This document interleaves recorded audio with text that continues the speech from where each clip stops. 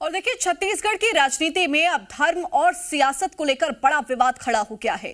नेता प्रतिपक्ष चरणदास महंत ने जगत गुरु रामभद्राचार्य के जगत गुरु होने पर सवाल उठा दिए, तो जवाब सीधे राम कथा के मंच से आया। रामभद्राचार्य ने खुली चुनौती देते हुए कहा कि उनके जगत गुरु तत्व पर सवाल स्वीकार नहीं किया जाएगा। अब इस बयानबाजी ने राजनीतिक आरोप प्रत्यारोप से आगे बढ़कर सनातन परंपरा और धार्मिक सम्मान की बहस को भी हवा देती है।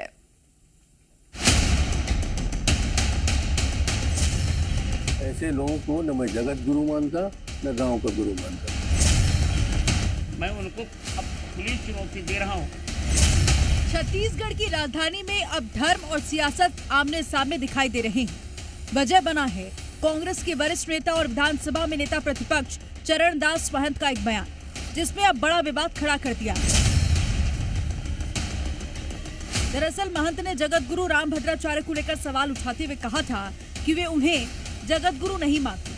महंत का आरोप था कि रामभद्राचार्य धर्म से ज्यादा बीजेपी के प्रचार में सक्रिय दिखाई देते हैं और राजनीतिक मंचों पर बीजेपी के पक्ष में माहौल बनाते हैं। उन्होंने यहां तक कह दिया कि ऐसे लोगों को मैं न जगत गुरु मानता हूं न गांव का गुरु। वो भाजपा के प्रचारक हैं और सिर्फ भाजपा का प्रचार करने आए हैं।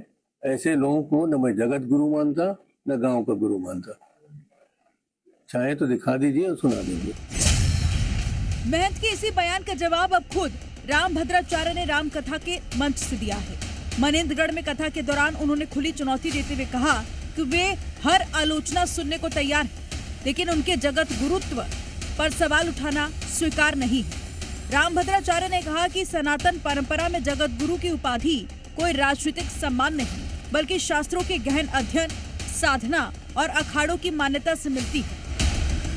आज मैंने एक वीडियो सुना,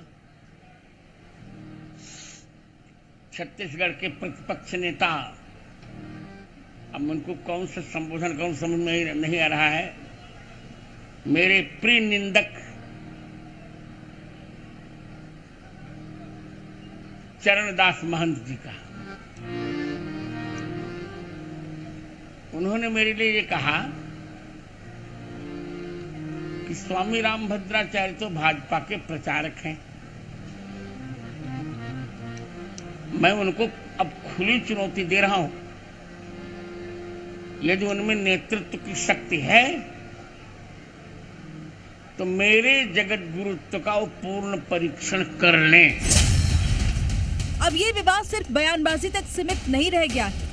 कांग्रेस जहां संतों के राजनीतिक उपयोग का आरोप लगाकर बीजेपी को घेरने की कोशिश कर रही है, वहीं संत समाज और सनातन परंपरा से जुड़े लोग इसे धार्मिक पद और संत परंपरा के अपमान के तौर पर देख रहे हैं। ब्यूरो रिपोर्ट, जी मीडिया।